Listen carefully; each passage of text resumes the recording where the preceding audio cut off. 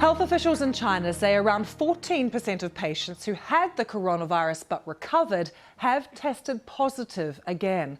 The same phenomenon has been reported in Japan, where a woman in her 40s tested positive for a second time after being released from hospital. Officials in both countries have said they are still learning about this new virus. In China, the number of infected continues to rise. We've got 433 new cases reported on Wednesday. All but 24 of those are in Hubei, where it all began. The numbers in South Korea continually bouncing up too. The total number of cases has now reached more than 1,700, as you can see. And in the past hour, Iran has said the numbers of deaths from coronavirus stands at 19, with 139 confirmed cases. Well, President Trump has said the US will do whatever is necessary to combat the spread of coronavirus and insisted the country is ready for anything. Whatever happens, we're totally prepared. We have the best people in the world. You see that from the study. We have the best prepared people, the best people in the world. Congress is willing to give us much more than we're even asking for. That's nice for a change.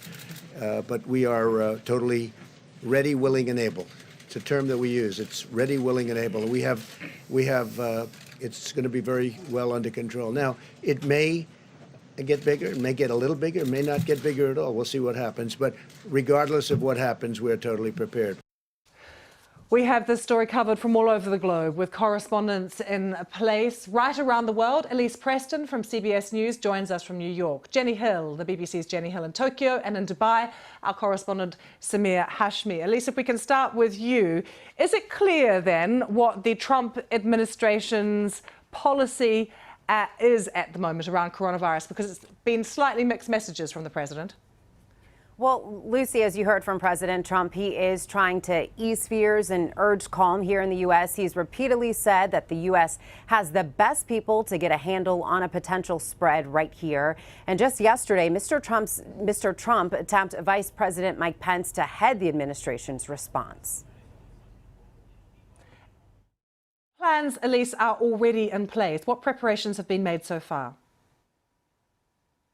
Is hoping to get a vaccine developed quickly. Mr. Pence says he has been directed to take all necessary steps to get the virus under control and help keep Americans healthy. It looks like we'll hear more details, specific details about how that will get done as time goes on. Elise, thanks for that. Jenny, in Tokyo, huge concern today, it seems, that people are testing positive twice now for the coronavirus.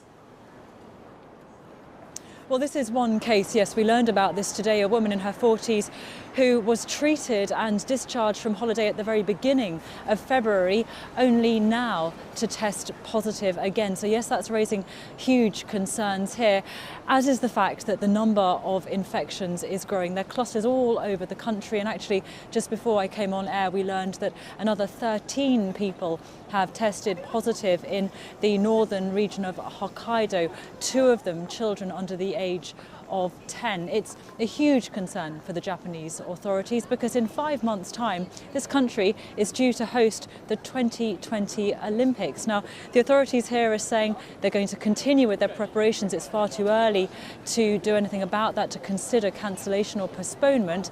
But we also have heard today from Tokyo's Olympics Organising Committee, the chief executive, who says that the torch relay, which is due to start in just a matter of weeks' time here, it's going to travel all over the country, may have to be downsized. And Samir, to you, Saudi Arabia welcomes thousands of foreign pilgrims every year. What is the advice now from the Saudi government? Well, that's right, Lucy. In fact, millions of pilgrims who visit Saudi Arabia they go to Makkah and Medina, the 2 holy cities for the Muslim world. Now, what the Saudis have decided is that no foreign pilgrims will be allowed with immediate effect. In fact, even their own citizens that are in the country, they've advised them not to travel to the countries which are affected by the coronavirus. Interestingly, this comes at a time when we are just less than 2 months away from the holy month of Ramadan. Now, this is the period when it's the second busiest season when pilgrims visit Saudi Arabia before the Hajj pilgrimage, which takes place in July.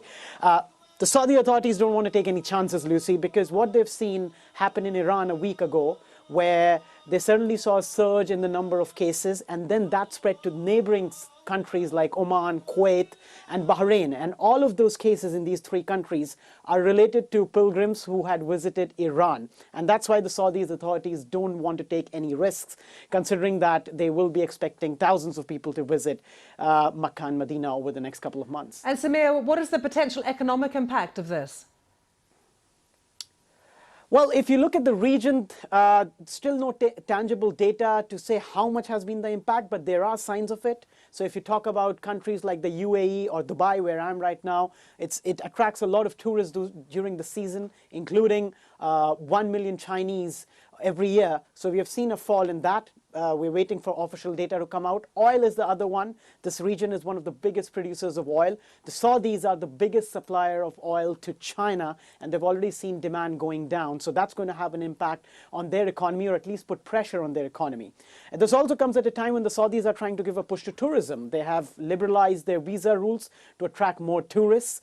But now with this suspension coming in, we will see a downfall in the number of tourists visiting not only Saudi Arabia, but even this region in general, because people are just being cautious. And Jenny, back to you. You have some breaking news to bring us.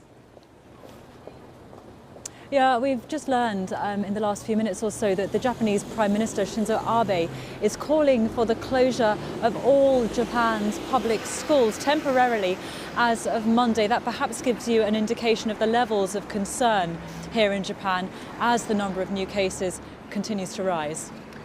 Jenny, tell us more about the picture in South Korea.